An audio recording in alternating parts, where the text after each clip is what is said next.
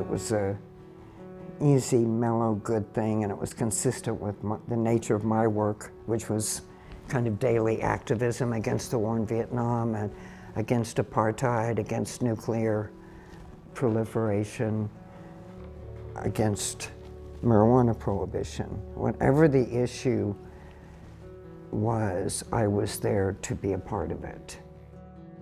I helped integrate the Tulsa, Oklahoma lunchrooms under the leadership of the NAACP. They were in Tulsa and they were organizing something that got publicity and drew me to them. That was the most significant thing in my childhood, because I got turned on to how you can make things better. You can make a difference, just be there, show up, express yourself. It made me care about the world. It made me feel humans matter, compassion matters, that being there with people when they're in trouble matters. I went to the University of Oklahoma for a year, and at that point I was yearning for some sophistication and some knowledge and some international flavor, and where things were happening, where I was going into a world where it was already starting to become different than the era I came out of. It was going to go from the gray flannel suit to the rainbow spectrum, and green power, and long hair, and tie-dyes, and color. Not gray, color. So I thought, where else can I go? What else is there? And I headed for California.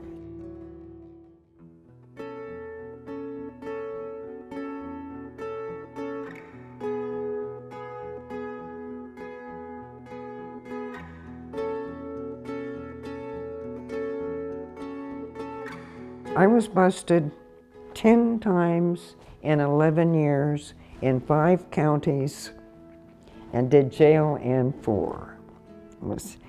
And got out on appeal and worked it every time. So I had a lot of practice and learning how to do this. And I became an appellant. I became a litigator, someone who actually tried to use the constitutional rights that I knew I had and to call a hearing and to get this case before the courts. Just like Roe versus Wade, like the abortion issue did, why not? But I wanted to get to the US Supreme Court. And so I wrote a Cert petition. It's where you go to the Supreme Court and ask for a constitutional ruling. And sometimes they already know that the marijuana laws violate a number of constitutional rights. The problem is they've never been asked. It should have been put in the original initiative that we have the right to possess, cultivate, and transport. But they left transport out because they were afraid of being connected with smuggling and high-level transport and didn't want to lose the vote on that.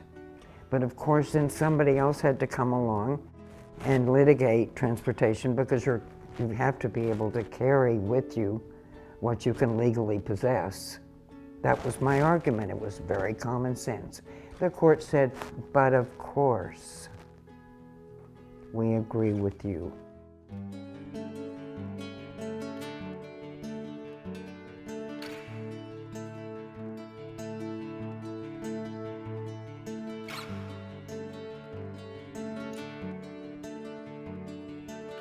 And so over the years, in one county after another, when I would lose and then go to jail and get out quickly, it was not a big deal.